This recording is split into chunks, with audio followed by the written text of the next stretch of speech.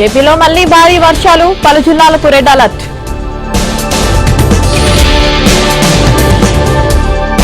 ప్రకాశం barrage వద్ద పెరిగిన వరద ప్రవాహం, అప్రమత్తంగా ఉండాలన్న సీఎం చంద్రబాబు.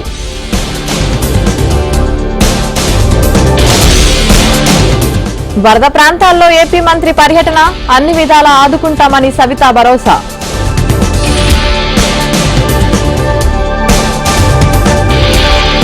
మున్నేరు పరివాహక ప్రాంతాల్లో హై అలర్ట్, పునరావాస కేంద్రాలకు బాధితుల తరలింపు.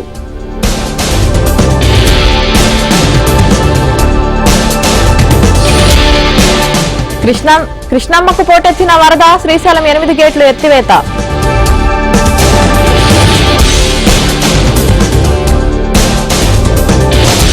ఖమ్మం పర్యటనలో కిషన్ రెడ్డి, వరద బాధితులకు కేంద్ర మంత్రి పరామర్శ.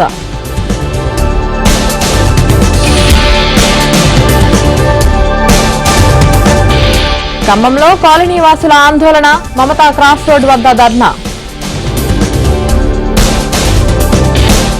హైడ్రా కూల్చివేతలు షురు, నేలమట్టమవుతున్న అక్రమ నిర్మాణాలు.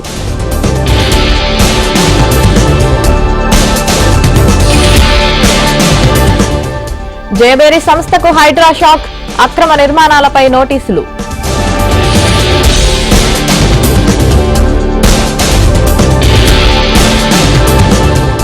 ఇంటి బయట వాణి, లోపల మాధురి, మళ్లీ మొదలైన దువ్వాడ రచ్చ.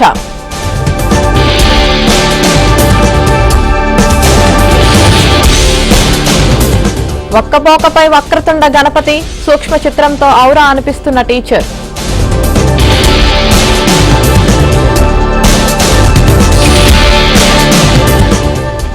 జైనూరులో కొనసాగుతున్న నిషేధాజ్ఞలు, కొన్ని గంటల పాటు 144 సెక్షన్ సడలింపు.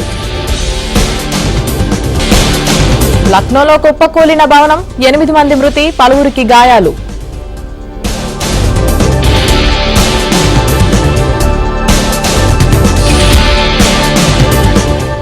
అస్సాంలో ఆధార్ కార్డుల జారీకి కొత్త రూల్, వలసలను అడ్డుకునేందుకు ప్రభుత్వ నిర్ణయం.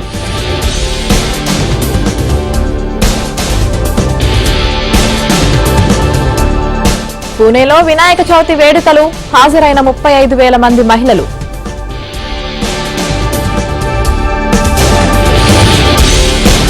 పారాలింపిక్స్ లో భారత్ కు మరో స్వర్ణం, భారత అథ్లెట్ నవదీప్ కు అరుదైన ఘనత.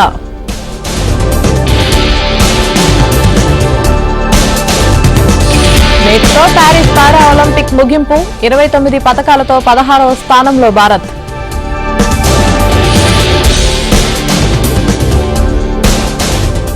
గాజాపై ఇజ్రాయెల్ వైమానిక దాడులు, 16 మంది పాలస్తీనా వాసుల మృతి.